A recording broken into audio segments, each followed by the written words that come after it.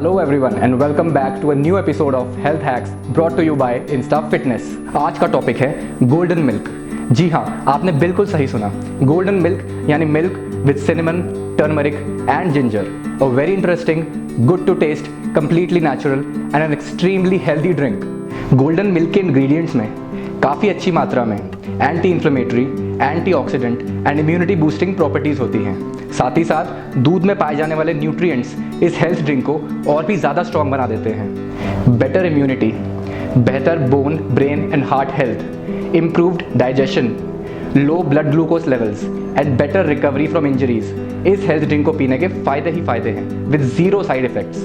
After all it's a completely natural drink. एक बर्तन में 1 कप मिल्क, 1 टेबलस्पून हल्दी पाउडर, 1 छोटा जिंजर और आधा टेबलस्पून सिनेमन डालकर बॉईल करें और फिर ठंडा होने के लिए छोड़ दें। बस आपका गोल्डन मिल्क तैयार है।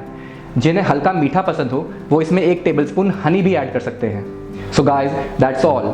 Let us know in the comment section any health remedy you wish to know about and we'll bring it to you. See you in the next video.